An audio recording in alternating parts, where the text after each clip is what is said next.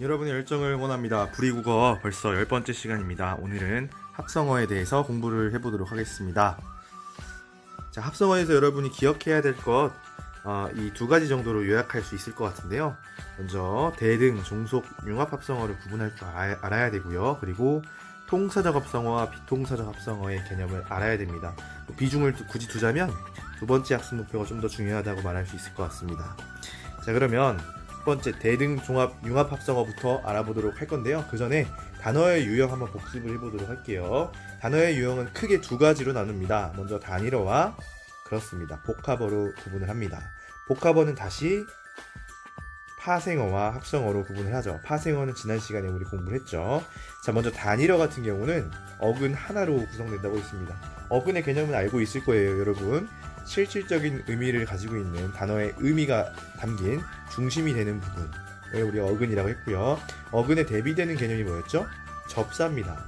자, 어근과 접사가 모이게 되면 우리 그것을 파생어라고 이야기를 합니다. 그리고 어근과 또 다른 어근이 만나게 되면 합성어가 되죠. 여러분, 그렇지만 예를 들어서 어근 접사가 뭐 3개 이상 섞여 있다면 그것은 파생어와 합성을 판정하기가 굉장히 어렵다는 거 알고 있을 겁니다. 그때 사용하는 방법이 뭡니까? 그렇죠. 직접 구성성분 분석입니다. IC 분석이라고 했습니다. 자, 예를 들어서 합성어인 경우 이 어근이요, 또 다른 어근과 접사로 구성된 되어 있다면 접사가 이 안에 포함되어 있긴 하지만 합성어로 봐야 된다는 거죠. 이따 문제를 통해서 좀 더 살펴보도록 하겠습니다.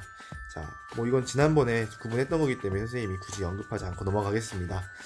자, 그러면 대등, 종속, 융합 합성어에 대해서 본격적으로 알아볼 건데요. 대등, 종속, 융합 합성어는요, 그 단어가 지니고 있는 의미적 결합 방식에 따른 분류입니다.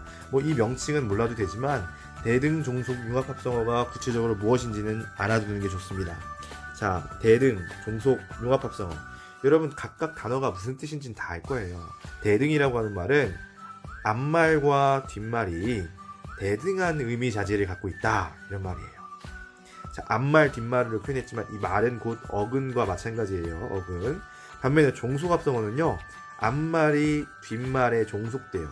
그러니까 굳이 비중을 따지자면 뒷말이 좀 더 중요한 어근이라는 거예요. 자, 이따 예를 통해서 보면 더 좋을 거예요. 융합합성어는요, 두 어근이 합쳐져서요, 새로운 의미를 가지고 있는 어근으로 바뀌는 합성어를 융합합성어라고 합니다.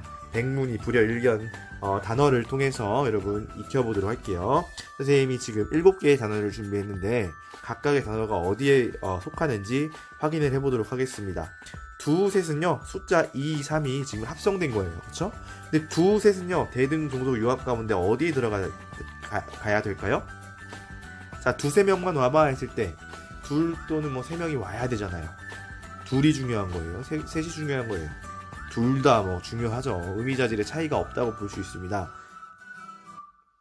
자, 그렇기 때문에 두셋은 대등합성어에 들어간다고 볼 수 있을 것 같아요. 논밭은 어때요? 논밭. 논과 밭을 동시에 일컫는 말이죠. 논이 중요하거나 밭이 중요하지 않아요. 둘 다 의미 자질이 똑같습니다. 그래서 논밭도 대등합성어에 들어갑니다. 자, 그럼 춘추. 여러분 혹시 이런 표현 들어봤습니까? 춘추가 어떻게 되세요? 무슨 뜻일까요? 나이가 몇 살입니까? 라는 뜻이에요. 그런데 여러분, 추는 봄을 뜻한다는 거 다 알죠? 추는요, 가을을 의미합니다. 그렇죠? 봄과 가을이라고 하는 어근이 더해졌는데 어떤 의미가 됐어요? 나이를 일컫는 말이 됐습니다. 그렇다면 새로운 의미가 더해졌죠. 자, 이런 걸 우리가 무슨 합성어라고 한다 했죠? 그렇습니다. 융합합성어라고 합니다. 자, 그럼 봄비, 네 번째 단어 봄비를 볼 건데요. 자, 봄비는요, 여러분, 봄이라고 하는 계절을 나타내는 어근과 비라고 하는 어근이 만나서 합성된 겁니다. 자, 그런데 그 각각 어근의 비중을 보자고요. 자, 봄비는 봄을 일컫는 말이에요? 비를 일컫는 말이에요? 비죠, 비. 뒤에 오는 비가 더 중요합니다. 그쵸, 비. 봄에 내리는 비라는 거예요. 즉, 앞에 있는 봄은요, 뒤에 오는 비를 수식해주는, 좀 도와주는 정도의 어근이라는 거죠. 그래서 봄비는 종속합성어에 넣을 수 있을 것 같습니다. 자, 내외. 여러분, 내외는요, 안과 밖이라는 단어인데요. 안과 밖이 만나면요, 여러분 무슨 뜻이 되냐면 부부라는 의미가 생겨요. 예를 들어서 아들 내외 하면 아들 내 부부 이런 뜻이죠. 그래서 새로운 의미가 더해졌네요. 그럼 뭡니까? 그렇습니다. 융합 합성어에 들어가야겠죠. 그럼 나머지 두 단어 여러분이 잘 구분할 수 있을 텐데 보겠습니다. 돌다리, 돌과 다리가 합성됐네요. 자, 그런데 의미 자질을 따져봅시다. 자, 돌이 더 중요합니까? 다리가 중요합니까? 결국에 이 단어가 말하고 싶은 건 뭡니까? 다리죠, 다리. 그렇죠? 그래서 돌다리는 종속합성어에 들어갈 거고요. 얼룩말도 여러분 뭐 예상하겠지만 종속합성어에 들어가야 됩니다. 왜요? 얼룩이 아니라 말이거든요, 말. 그렇죠? 얼룩은 말의 종류를 꾸며주는 그런 기능만 하는 종속적인 기능을 합니다. 자, 그렇다면 우리 두 번째로 결합 방식에 따른 분류를 봐야 돼요. 선생님이 위에 학습 목표를 못 고쳤네요. 통사적 합성어와 비통사적 합성어에 대한 이야기를 할 겁니다. 자, 결합 방식에 따른 분류입니다. 보겠습니다. 자, 결합 방식에 따른 분류로 우리가 통사적 합성어, 비통사적 합성어 나눌 수 있는데요. 여러분, 통사적이라는 말이 좀 낯설 수 있습니다. 근데 이 통사적이라는 말이 무슨 뜻이냐면요, 문법적으로 옳다 이런 뜻이에요. 그럼 비통사적이라는 말은 무슨 뜻이겠어요? 그렇죠. 문법적으로 그르다 이런 뜻입니다. 우리말의 어순과 문법상 성향과 일치하는 것을 통사적, 그 불일치하는 것을 비통사적 이렇게 이야기하는 겁니다. 자, 어떤 개념인지 이해가 됐을 겁니다. 역시나 백문이 불여일견 예를 통해서 보도록 하겠습니다. 힘들다라고 하는 단어는요, 힘이라는 어근과 들다라고 하는 어근이 합쳐져서 만들어진 합성어인데요. 자, 이것은 문법적으로 괜찮은 단어일까요? 괜찮은 단어입니다. 그래서 통사적 합성어에 넣을 수 있는데, 선생님, 힘들다는 원래 힘이 들다 아닌가요? 조사가 빠졌기 때문에 이거 비통사적 합성어 아닌가요? 라고 이야기하는 친구가 있을 수 있는데, 국어에서 조사, 특히 격조사는요, 생략이 많이 가능합니다. 자, 예를 들어서 얘들아 뭐해? 했을 때 선생님 저 밥 먹어요 라고 말한다면 지금 여기 뭐가 생략됐습니까? 을이라고 하는 목적격 조사가 생략된 상태입니다. 무슨 말인지 이해됩니까? 자, 즉 힘이 들다도요, 이라고 하는 조사가 빠져도 문법적으로는 이상이 없다는 거예요. 그러니까 통사적 합성어라는 거죠. 자, 밤낮 보겠습니다. 밤이라고 하는 명사와 낮이라고 하는 명사가 옆에 나열돼서 합성된 형태. 여러분, 우리 명사 굉장히 잘 나열하잖아요. 사람 이름 부를 때도 사람 이름 나열하면서 부르기도 하지 않습니까? 네. 그렇기 때문에 얘도 문법적으로 이상이 없습니다. 통사적 합성어라고 할 수 있어요. 우리 합성어 가운데 명사와 명사로 구성된 게 굉장히 많거든요. 그거 다 통사적 합성어입니다. 자, 그럼 덮밥 보겠습니다. 여러분 덮밥 좋아할 텐데 덮밥은 통사적 합성할까요? 비통사적 합성할까요? 자, 봅시다. 덮밥은요, 덮다라고 하는 단어의 어간과 밥이라고 하는 명사가 결합된 합성어입니다. 그런데 보십시오. 여러분, 덮밥의 덮은요, 어간인데 어간은 반드시 뒤에 뭐가 와야 합니까? 그렇죠. 어미가 와야 돼요. 어미. 그런데 지금 여기에 어미가 있습니까? 없습니까? 어미가 생략된 형태예요. 자, 이것은요, 국어 문법적으로 그른 형태라고 볼 수 있어요. 덮은 밥이 된다면 이게 통사적 합성어가 될 수 있는데, 덮밥, 즉 어간 뒤에 바로 명사가 와버리면 이것은 비통사적 합성어에 넣을 수 있을 겁니다.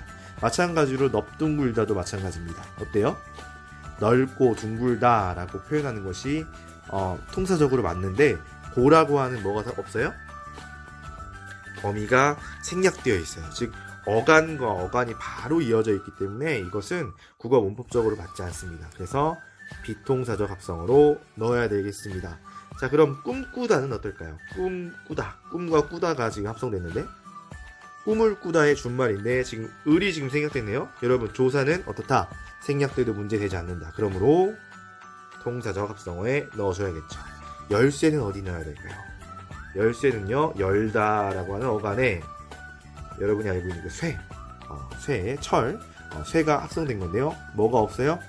그렇죠. 지금 여는 새 정도가 돼야 되는데 는이라고 하는 지금 어미가 없습니다. 그렇기 때문에 비통사적 합성어에 들어가게 됩니다. 자, 그러면 문제를 통해서 여러분 내용을 좀 심화해 보도록 하겠습니다. 사실 첫 번째 문제는 파생어에 관련된 문제네요. 선생님 중요하기 때문에 계속 언급을 하는 겁니다. 그리고 아까 선생님이 말했지만 어근과 어근 결합되어 있을 때 그 안에도 접사가 들어있을 수도 있다고 했어요. 그런 경우에 어떻게 파생어인지 합성어인지 판별을 하느냐, IC 분석이라는 걸 통해서 한다고 했습니다.